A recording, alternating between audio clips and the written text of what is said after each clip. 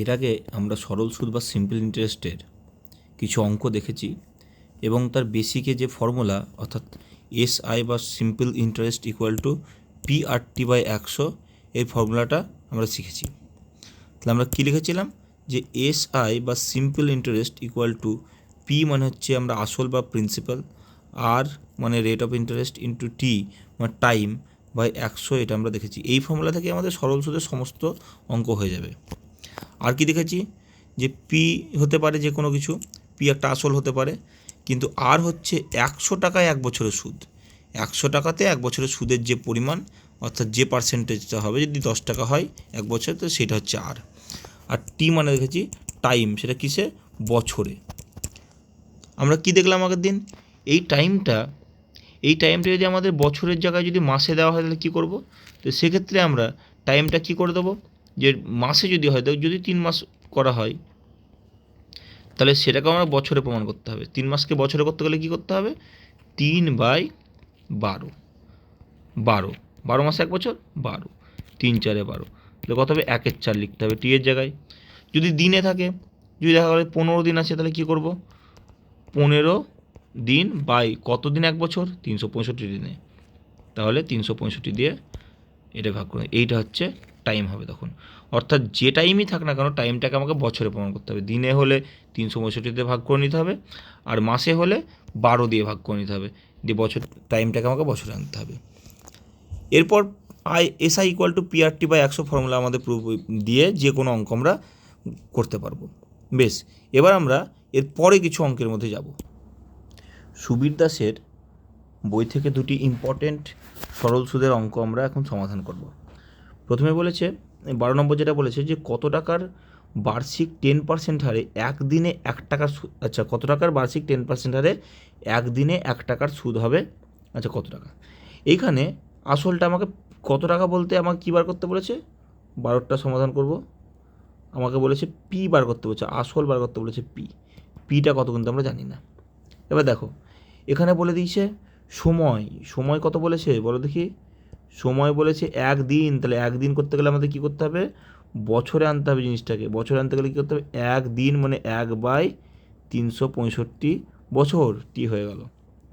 আর সুদ মানে এসআই কত বলেছে, সিম্পল ইন্টারেস্ট 1 টাকা বলে দিয়েছে, তাই তো, এসআই বলেছে 1 টাকা, এটা পেয়ে গেলাম। আর সুদের হার বলে দিয়েছে, আর কত বলেছে, 10%। বাস, সব কিছু পেয়ে গেলাম, অঙ্ক হয়ে যাবে। সিম্পল বসিয়ে দাও। আমরা কি জানি, SI equal two PRT/100, SI কত, 1, তাহলে 1 ইকুয়াল টু পি আমরা জানি না কত, পিটাকে পি ধরে নেবো, পি আর কত পার্সেন্ট, 10%, 10, টি কত, টি আমরা পেলাম 1/365, 1 নিচে 365 লিখে দেবো, ইন্টু এইখানে কী হলো, বাই 100, 100টা নিচে থাকলো, 0 0 কাটলো। বেশ, দেখো 10-এর সঙ্গে 365 গুণ হচ্ছে, 1 তো কোনো ব্যাপার নেই, এটা এদিকে চলে আসছে, তাহলে 1-এর সঙ্গে গুণ হচ্ছে, তো 10 ইন্টু 365 3650 ইন্টু 1 মানে 3650 হবে উত্তর, বি হবে উত্তর। তাহলে 12টার উত্তর কী হবে, 12-র উত্তর হবে উত্তর বি, 3650। এবার চলে আসবো আমরা 13টা। বলেছে বার্ষিক কত হারে 6 বছরের সুদ আসলের 9/25 হবে। এখানে কিন্তু আসল বলেনি, আসল আমরা ধরে নিলাম পি। তাহলে সুদ কত হবে, ইন্টারেস্ট কত হবে, আসলের 9/25, তাহলে 9p/25, এইটাই তো আসল হবে, এটাই তো সুদ হবে, আসলের মানে আসল পি তার 9/25। বেশ, সময় বলে দিয়েছে 6 বছর, টি বলে দিয়েছে 6 বছর, বছরে আছে, কোনো টেনশন নেই, আমাদেরকে মাস বা দিনে দেয়নি, অর্থাৎ 6ই থাকবে। আমার কী করতে হবে, বার্ষিক সুদের হার মানে আর বার করতে হবে কত পার্সেন্ট, তাই তো। বেশ, নর্মালি বসিয়ে দেবো।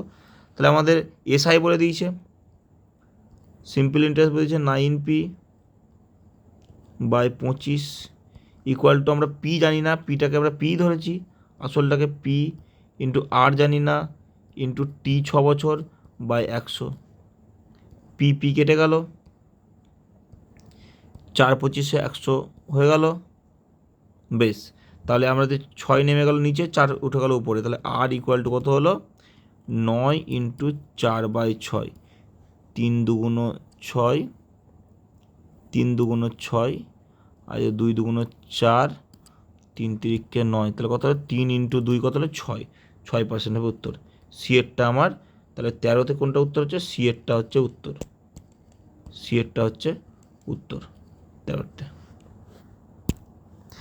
এবার আমরা 14 অঙ্কটা করব। বলছে কত বছরে 10% হার সুদে আসল ও সুদের অনুপাত কি বলেছে 10:3। তাহলে আমাদের আর দিয়ে দিয়েছে কত পার্সেন্ট, আর দিয়েছে 10%। বেশ, আসল ও সুদের অনুপাত মানে P/SI বলে দিয়েছে কত 10:3। বেশ, পি যদি 10 হয় তাহলে এসআই কত, ইন্টারেস্ট কত 3। বেশ, আর কি বলে দিয়েছে, সময় আমাদের এখানে বলেনি। বেশ, সময়টাই বের করতে হবে, কোনো ব্যাপার না, ইজিলি হয়ে যাবে। তাহলে আমরা জানি এসআই ইকুয়াল টু, এসআইকে আমি ধরে নেব 3 equal to P into P কত 10 ইন্টু আর কত 10, টি আমরা জানি না, বাই 100। দেখো 0 0 0 এখানে 0 কেটে গেল, টি ইকুয়াল টু ডাইরেক্ট 3, উত্তর বেরিয়ে গেল এ। উত্তর হলো এ, 14 এ।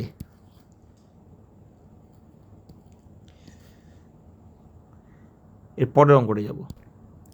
15 অঙ্কটা কি বলেছে, সময় ও বার্ষিক সুদের হার সমান হলে, সময় ও বার্ষিক সুদের হার সমান, তার মানে এখানে আর টি দুটো সমান পরিমাণ বলেছে। আচ্ছা, বার্ষিক কত হারে আসলের 1/9 সুদ হবে, অর্থাৎ আসল যদি আমরা আবার পি ধরে নিই তাহলে সুদ কত হবে, এসআই কত হবে, এসআই হবে P/9।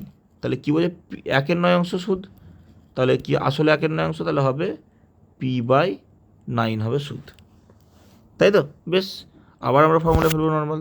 তাহলে SI equal to P/9 equal to P/টি, আসল কথা পি ধরে নিয়েছি, আর টি দুটো কিন্তু সমান, তার মানে আমরা দুটোকেই টি অথবা দুটোকেই আর লিখতে পারি, আমরা দুটোকেই টি লিখছি। তাহলে টি ইন্টু টি কত হয় টি স্কোয়ার, তাহলে বলতো টি স্কোয়ার বাই 100।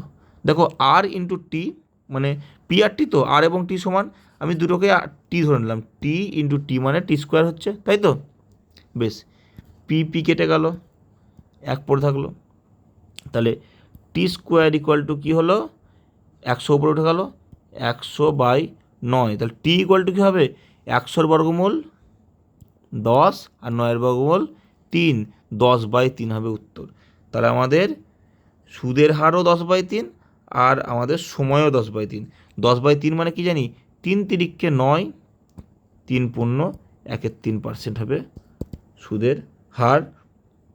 তার মানে এইটা হবে ডি এরটা হবে, এই না বি এরটা হবে উত্তর 3 পূর্ণ 1/3%।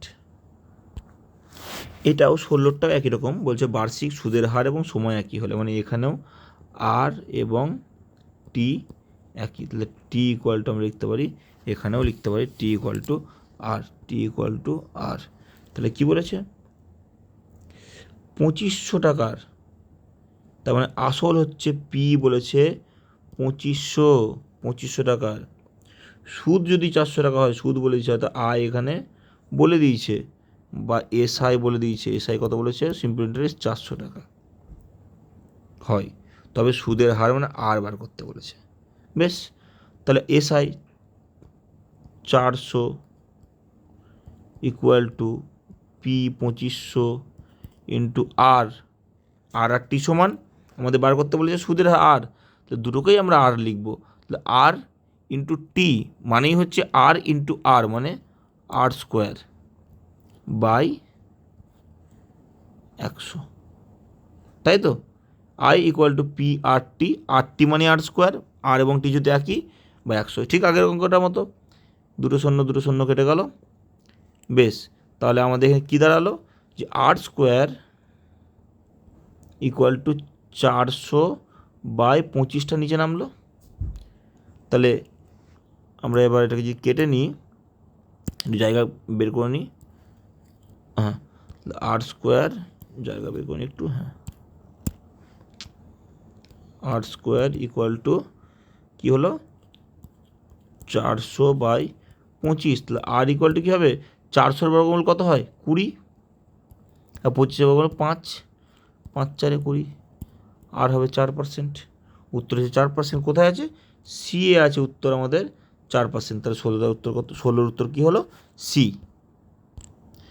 17টা তাই, বার্ষিক সুদের হার এবং সময় সমান, অর্থাৎ এখানে আর এবং টি সমান কত বছরে 225 টাকা সুদ 16 টাকা হবে। আমি ডাইরেক্ট লিখলাম, সুদ বলে দিই 16 টাকা, 16 ইকুয়াল টু পি মানে 225 ইন্টু আমাদের সময় বলেছে, তার মানে আর ইন্টু টি মানে টি ইন্টু টি মানে টি স্কোয়ার বাই 100 হয়ে গেল। বেশ, তাহলে টি কত হলো? টি হলো, একদম বর্গমূল লিখে দিলাম, আর স্কোয়ার করলাম না। তাহলে 16 ইন্টু 100 বাই 225। দেখো ইজিলি পেয়েছো, 16 বর্গমূল কত? 4। তাহলে আমাদের মুছে নিই জায়গাটা একটু। টি ইকুয়াল টু